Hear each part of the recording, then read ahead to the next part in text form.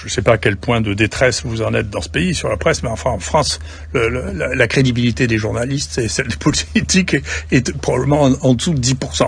Donc il se pose comme un problème, c'est qu'à force de raconter des mensonges, Nietzsche disait « Je ne t'en veux pas parce que tu m'as menti, je t'en veux parce que je ne pourrai plus jamais te croire ».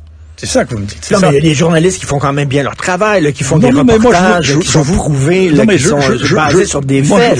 Moi, je vous dis une chose, c'est que la crédibilité, dans cette crise, déjà la crédibilité n'était pas très bonne. Dans cette crise, on a vu un effondrement de la crédibilité.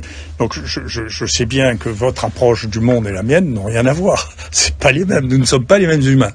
Nous sommes des humains de nature différente. Mais on cherche la vérité, vous et moi. On cherche ce qui fonctionne, vous et moi. Je sais pas, vous cherchez à faire de l'audimat, parce que si vous faites pas d'audimat, vous bouffez pas. Donc c'est un vrai problème.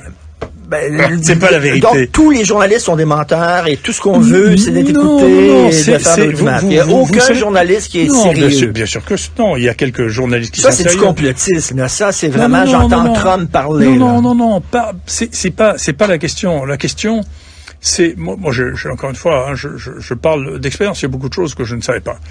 Puis je me suis retrouvé avec les gens qui étaient les directeurs des médias locaux et je leur ai posé la question et les gens m'ont dit mais nous on doit bouffer. C'est-à-dire que si on n'a pas d'audience, si on ne nous achète pas le journal, on nous fout dehors. C'est ce qui se passe d'ailleurs. Vous savez, Bill Gates distribue 167 millions d'euros à la presse, 3 millions au monde. Vous croyez qu'on est libre avec ça? C'est celui qui vous paye, qui vous dit ce que vous devez faire. Vous croyez que l'industrie pharmaceutique fait de la philanthropie, vous?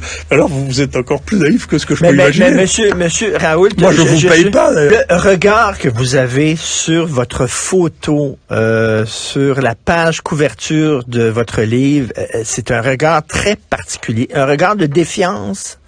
C'est quoi? C'est je sais pas, l'interprétation sur des choses sur lesquelles je ne me pose pas de questions, je m'en fous. Le nombre de fois où j'ai vu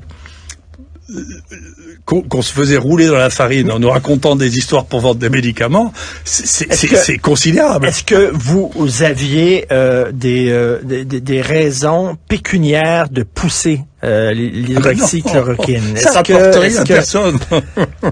C'est tout le problème. Ça rapporte rien à personne.